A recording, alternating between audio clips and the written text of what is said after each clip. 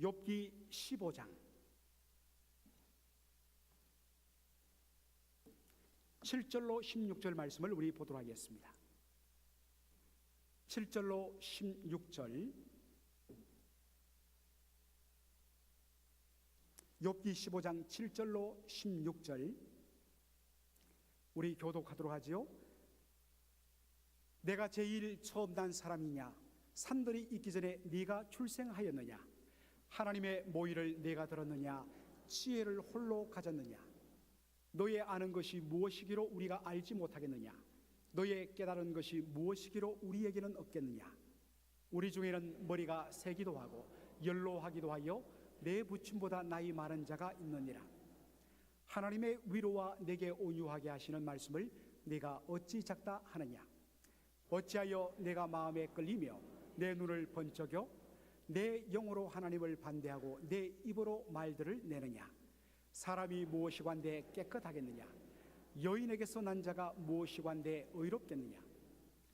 하나님은 그 거룩한 자들을 믿지 아니하시나니 하늘이라도 그의 보시기에 부정하거든 하물며 악을 지키를 물마심같이 하는 가정하고 부패한 사람이겠느냐?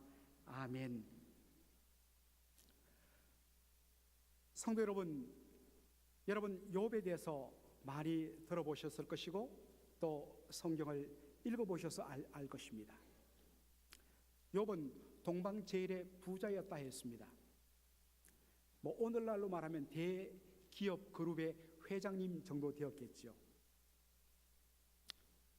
여러분, 보통 일반적인 생각으로 참 부자와 의인의 삶이 양립되기가 참 어려운 것이 현실입니다.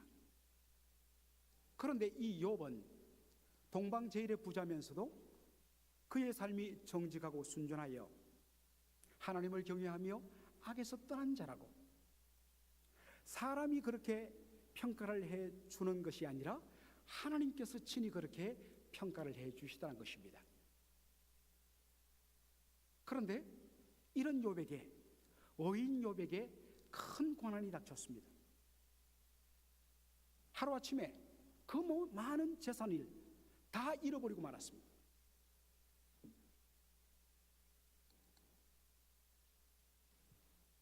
그리고 한날 한시에 10명의 자녀들이 잔치를 하는데 바람이 불어갔고 집을 침으로 말미암아 지붕이 무너져서 10명의 자녀들이 그 자리에서 다 죽고 말았습니다.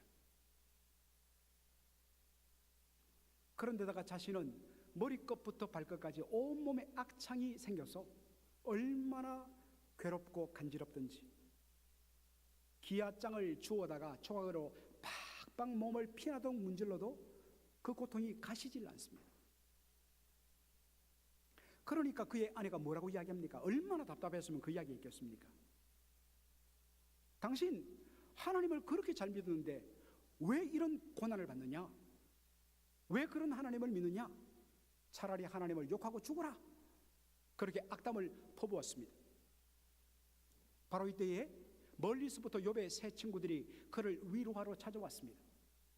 너무나 처참한 몰골 앞에서 말을 꺼낼 수 없어서 7일 밤낮을 함께 조용히 기다렸습니다.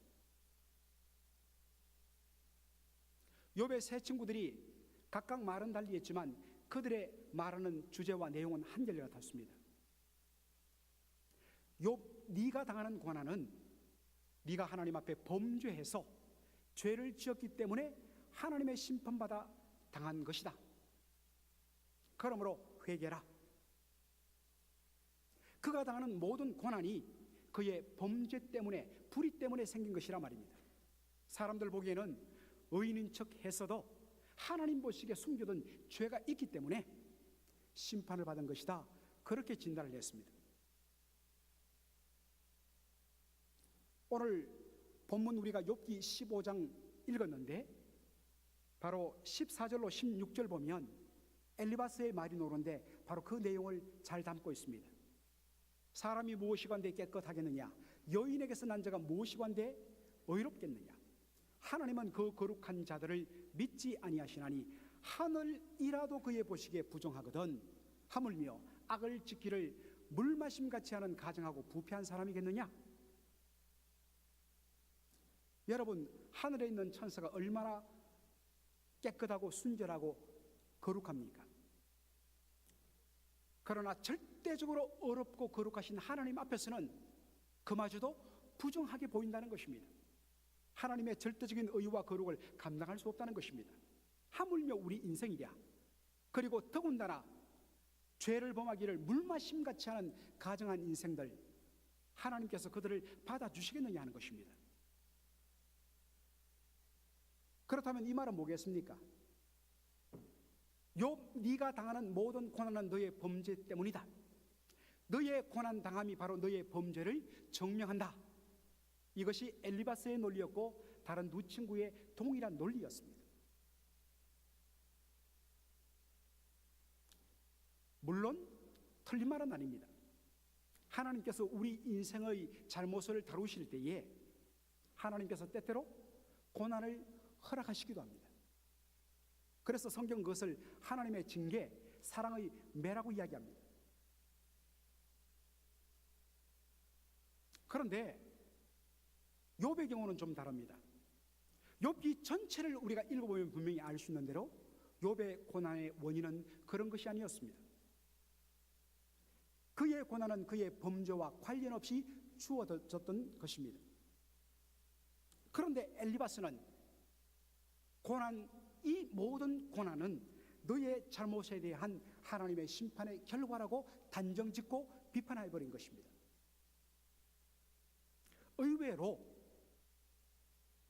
자기 자신에게 그리고 또 다른 사람의 고난을 보면서 의외로 이런 관점으로 쉽게 판단하고 정죄하는 경우를 우리는 보게 됩니다. 사실 이것은 오늘 우리만의 문제가 아닙니다. 동서고금을 막론하고 서양이든지 동양이든지 2000년 전이든지 현재든지 사람들의 보는 관점은 비슷한 것 같습니다. 어느 날 예수님과 제자들이 길을 가고 있는데 나면서부터 소경된 맹인 한 사람을 만났습니다. 그 맹인을 보자마자 제자들이 뭐라고 이야기합니까? 예수님께 선생님, 이 사람의 나면서부터 소경된 맹인됨은 누구의 죄 때문입니까? 이 장애를 죄로 딱 연결시켜버립니다.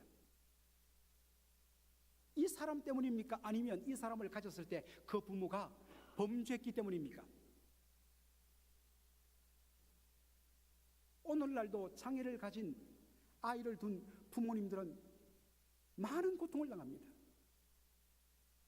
그리고 스스로 내가 얼마나 잘못했으면 이런 고통을 내가 받는가라고 탄식하고 자기를 공격합니다.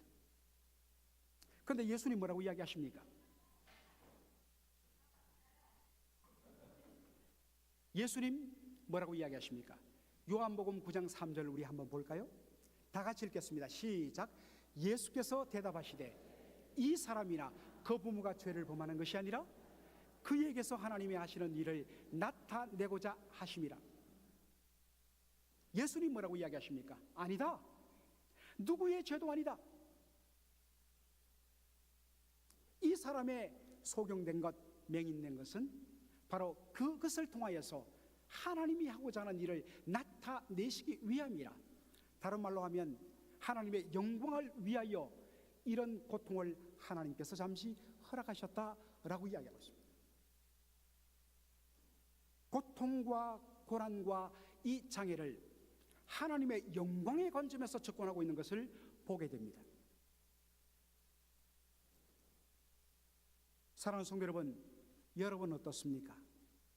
여러분은 다른 사람들의 아픔이나 다른 사람들의 고난이나 장애를 어떤 방식으로 접근하십니까? 병의 원인이 수만 가지입니다. 이 자리에 우리 메디컬 닥터 되시는 분들 계시지만 오늘날 이렇게 발달된 현대 의술로도 고칠 수 없는 질병의 원인을 알 수 없는 병들이 참 많습니다. 마찬가지로 우리 인생에 찾아오는 고난의 원인도 다르다는 것입니다. 따라서 단순한 논리로 다른 사람들의 아픔과 고난과 장애를 쉽사리 범죄로, 저주로 접근한 것은 대단히 비성경적입니다. 야고보서 4장 12절을 우리가 다시 한 번 더 볼 필요가 있습니다. 한번 읽어볼까요? 입법자와 재판자는 오직 하나이시니 능히 구원하기도 하시며 멸하기도 하시느니라. 너는 누구가 내 이웃을 판단하느냐?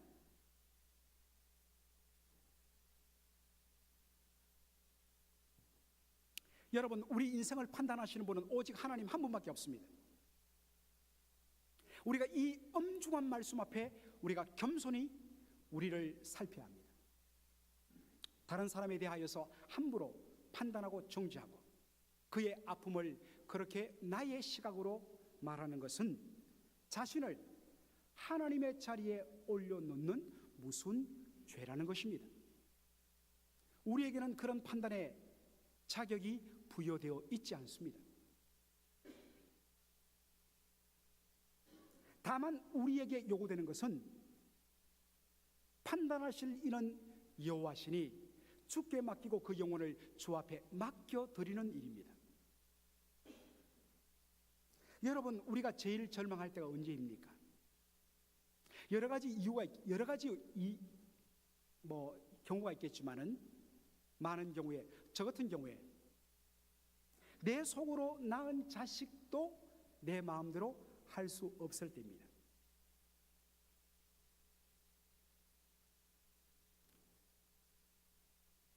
아이를 가지고 배가 점점 불러오면, 특별히 이 키가 작은 우리 사모일 경우에는 나중에는 이 배가 너무 나와서 허리가 꺾일 정도입니다.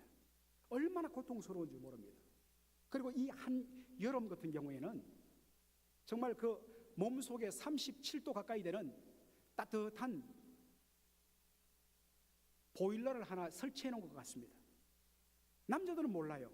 저도 모릅니다만은 산모들이 굉장히 고생하더라고요.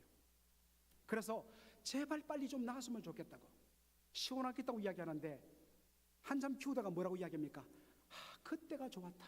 그때가 좋았다. 지금이라도 이놈 그냥 뱃속에 좀 놓고 싶다. 그런 말을 부모님들이 하지 않습니까? 어떤 부모님들은 이렇게 이야기할 수 있습니다. 목사님, 천만의 말씀이에요. 우리 아이는 달라요. 이 아이는 한 번도 속썩인 적 없고요, 제 말이라면 무조건 순종하는 그런 아이예요. 제가 예언합니다. 여러분의 속을 뒤집을 날이 도적같이 속히 오리라. 반드시 그렇습니다. 그런 과정을 거쳐서 우리가 자라게 됩니다. 여러분, 제가 왜 이 이야기를 하겠습니까? 우리 중에 그 누구도 다른 인생을 책임질 수 있는 능력이 없습니다. 우리는. 더 정직하게 말할까요? 다른 사람은커녕 나 자신도 책임질 수 없는 존재가 바로 저와 여러분 아닙니까? 우리가 얼마나 은혜 받고 얼마나 결단하고 얼마나 회개의 눈물을 흘립니까? 그런데 돌았으면 내 의지와 상관없이, 내 눈물의 결단과 상관없이 엉뚱한 방향으로 돌아가고 원치 않은 방향으로 가고 원치 않은 대로 뚜벅뚜벅 걸어가는 나 자신을 발견하지 않습니까?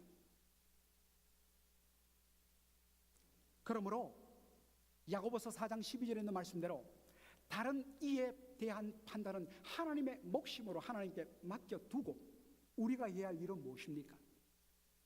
그들의 아픔과 눈물에 함께 참여하여서 함께 울어주고 함께 탄식하고 함께 슬퍼하며 그들의 눈물을 닦아주는 것, 그것이 저와 여러분의 몫입니다. 여러분, 믿으시면 아멘 하십시다. 다시 엘리바스의 논리로 돌아가서 거룩하신 하나님은 결코 죄인을 용납지 않는다는 것입니다. 죄를 대충 넘기시는 하나님 아니십니다. 주님은 죄에 대해서 철두철미하게 심판하십니다. 여러분, 우리가 열왕기상을 읽어보시면 여러분 아시지만, 기억나십니까? 여리고성이 완전히 무너지고 난 후 300년 동안 그 땅에 그 누구도 성을 건축하지 않았습니다. 그런데 어떤 사람이 용기를 내갖고 땅을 닦고 사람들을 동원해서 거기에 멋진 집을 짓고 거대한 성을, 여리고성을 재건했습니다. 그런데 그 성을 지을 때에 첫째 아들과 둘째 아들이 죽었습니다. 왜 그렇습니까? 바로 300년 훨씬 전에, 400년 전에 여리고 성을 무너뜨리면서 여호수아가 이 성을 다시, 이 저주받은 성을 다시 재건하는 자는 반드시 하나님 앞에 심판을 받되 첫 아들이 죽을 것이고, 그래도 돌이키지 않고 또 시작하면 둘째 아들이 죽을 것이라. 300~400년이 지나고서 그 말씀이 이루어졌습니다. 당장 눈앞에 하나님의 말씀이 임하지 않는 것에도 하나님은 하나님의 말씀에 대한 불순종과 죄에 대해서는 반드시 심판하시는 하나님이세요. 그런 차원에서 엘리바스의 말은 진리입니다. 그러나 여러분, 과연 이것만이, 죄에 대해서는 반드시 심판하시는 것으로 끝내는 것만이 하나님이 죄를 다루시는 손길일까 하는 것입니다. 그렇지 않은 것을 우리가 성경을 통해서 보게 됩니다. 이사야서 6장 1절로 3절 여러분 보시면, 우시야 왕이 죽던 해에 내가, 누굽니까? 이사야 선지자가 눈이 열리면서 환상을 보게 됐는데, 그 환상 속에 어떤 장면이 나옵니까? 성전 가운데 하나님의 보좌가 딱 세워지고 그 보좌에 하나님께서 임재하시는데, 하나님께서 보좌에 임재하실 때에 하나님 주변에 서 있던 이 서랍으로 표현된 천군 천사들이 어떤 모양을 합니까? 자세히 보니까 각기 6개의 날개가 있습니다. 그런데 이 6개의 날개로 뭐가 하느냐? 두 날개로는 얼굴을 가리고, 두 날개로는 이 몸 다리를 가리고, 그리고 나머지 두 날개로는 하늘을 날면서 어떻게 합니까? 거룩하다 거룩하다 만군의 여호와여, 그 영광이 온 땅에 충만하다. 거룩하신 하나님 앞에 하나님의 영광을 찬양합니다. 여러분, 왜 천사가 얼굴을 가리고 다리를 가리면서 하나님의 거룩하심을 찬양했을까요? 이유는 단 한 가지입니다. 천군 천사들 얼마나 거룩하고 순결한 존재입니까? 그럼에도 불구하고 절대적으로 어렵고 거룩하신 하나님 앞에서는, 하나님의 그 영광의 임재 앞에서는 그 영광을 감당할 수 없었어. 자신의 얼굴과 몸을 가릴 수밖에 없었다는 것입니다. 순결한 하늘의 천사도 하나님 앞에서 자기의 얼굴과 몸을 가린다면 하물며 우리 인생이란 말할 수 있겠습니까? 구약 성경에서 그런 탄식을 우리가 자주 보죠. 하나님께서 영광의 임재 가운데 하나님의 영광의 임재를 조금만 맞닥뜨리는데도 모두 다 탄식합니다. 나는 죽었다. 오늘 이사야도 마찬가지로 반응을 하는 것을 우리가 보게 됩니다. 자, 이사야 6장 우리가 5절 보겠습니다. 다 같이 한번 읽어볼까요? 시작. 그때 내가 말하되 화로다 나여 망하게 되었도다. 나는 입술이 부정한 사람이요 입술이 부정한 백성 중에 거하면서 만군의 여호와이신 왕을 배었음이로다.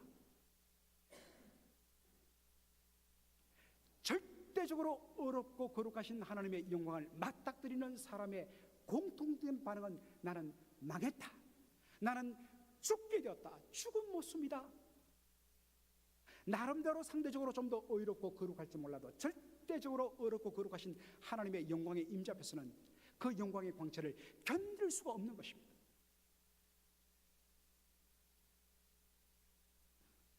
그런데 이사야가 독특한 표현을 쓰는 것을 볼 수 있습니다. 화로다 나여 망하게 되었도다. 나는 입술이 부정한 사람이로다.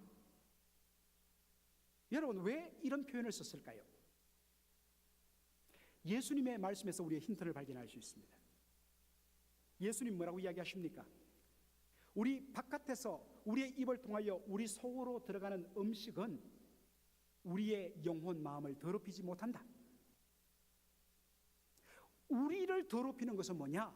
우리의 마음, 우리의 속으로부터 나오는 악한 생각들과 악한 말들과 온갖 음란과 더러움과 살인, 이러한 것들이 우리의 입을 통하여 바깥으로 쏟아짐을 통해서 우리가 더러워진다. 유대인의 생각 속에는 입이란 것은 우리의 마음 속에 있는 것들을 바깥으로 쏟아내는 통로로 여겼습니다. 그래서 입술과 마음을 연결지어 놨습니다. 따라서 나는 입술이 부정한 존재라는 것은 뭐겠습니까? 내 심령이, 내 영혼이 완전히 더러운 존재라는 것입니다. 그래서 망하게 됐다고 탄식 절망하는 것입니다. 여러분, 하나님의 영광의 임재를 경험한 사람의 공통된 반응은 이렇습니다.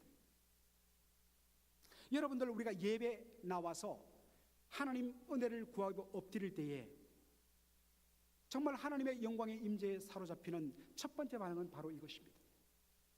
하나님의 영광의 임재 앞에서 하나님의 영광을 가렸던 여러 가지 죄악들이 드러나면서 견딜 수 없이 아파하는 마음, 탄식하는 마음, 애통하는 마음, 주의 긍휼을 구하는 그 회개가 터져나오지 않는다면 그것은 온전한 하나님의 영광의 임재가 아니라는 것입니다. 엄밀한 의미에 있어서 죄인들은 결코 하나님 앞에 용납할 수 없습니다. 그런 의미에서 엘베스의 말은 맞는 것처럼 보여요. 그런데 여러분, 하나님은 죄인의 죄를 지적하고 그 죄인의 죄에 대하여서 심판하고 끝장내고 돌아서는 것으로 끝내지 않습니다. 하나님은 한 걸음 더 나가십니다.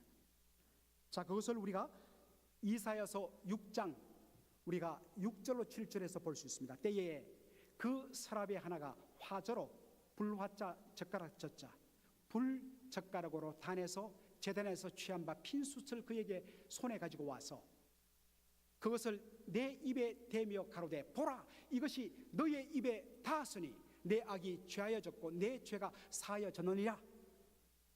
여러분들, 포항제철의 그 막 몇만도 그런 불길들을 생각해 보십시오. 그 속에 돌덩이 원광석을 넣으면 그 속에 섞여있던 모든 불순물들이 녹아지면서 떠오르면서 새카맣게 다 타고 사라집니다. 불이란 것은 불순물을 태우고 정화시키는 것을 상징합니다. 제단 숯불로 그의 부정한 입술을 대었다는 것은 더러운 죄악을 깨끗하게 제거시키고 정결하게 만들었다는 의미입니다. 여러분, 하나님이 죄인인 우리 인생을 다루시는 방법은 두 가지입니다. 첫째로 하나님의 영광의 임재 앞에서 자신의 추악을 발견하고 그 죄로 인하여서 치를 떨게 만드는 것입니다. 사람들 보기에는 모르지만은 불꽃 같은 눈으로 관찰하시는 하나님의 그 말씀의 거울 앞에서는 그 말씀이 우리의 혼과 영과 및 관절과 골수를 찔러 쪼개며 속에 숨은 죄까지 다 찾아냅니다.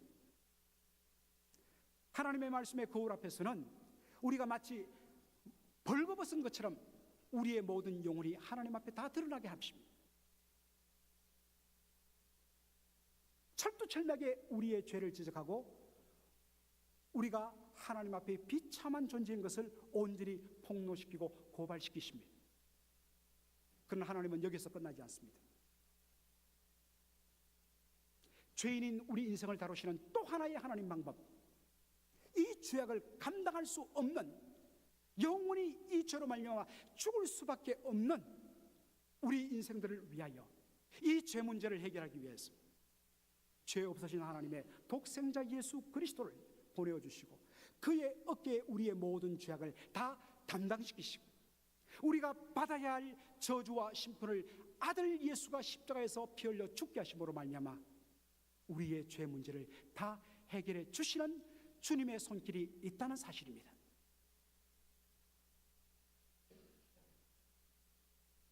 그것뿐만 아니라 그렇게 피로 값주고 사신 우리를 하나님의 자녀로 삼으시고 백성 삼으사 그렇게도 부족하고 못난 우리를 통하여 하나님의 영광을 드러내도록 하기 위하여 오늘도 힘쓰시고 애쓰시는 하나님의 열심이 우리를 붙들고 계시다는 사실입니다. 여러분, 기독교의 복음 진리는 결코 죄를 소홀히 다루지 않습니다. 죄를 가볍게 다루는 강단, 그리고 인간의 가능성을 긍정적으로 말하는 그러한 메시지는 엄밀한 의미에서 다른 복음입니다. 반쪽짜리입니다. 동시에 인생을 죄의 속박 속에만 가다놓고 탄식과 눈물 속에 영원히 가둬놓는 것, 이것은 복음주의가 아니라 율법주의입니다.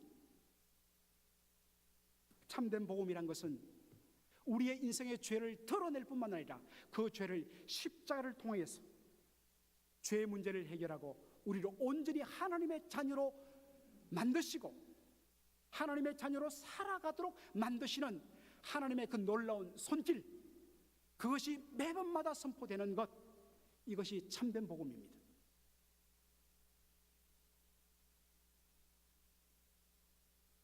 우리가 말씀 안에서 두 가지를 몸부림쳐야 됩니다. 죄에 대해서는 철두철미하게 미워해야 됩니다. 그리고 몸부림치며 피 흘리기까지 싸워야 합니다. 그런 의미에서 회개의 눈물이 우리의 눈에서 마를 날이 없어야 됩니다. 그러나 동시에 바로 그 약한 우리를 위하여 십자가 지신 예수 그리스도를 바라봐야 합니다. 그 십자가를 통하여 우리를 오늘도 받아주시는 아버지의 손을 붙들고서 복음의 능력 아래 다시 한 번 더 자녀에 합당한 삶을 살아가는 우리 모든 성도 되기를 주의 이름으로 축원합니다. 축원합니다. 축원합니다. 아멘. 기도하겠습니다.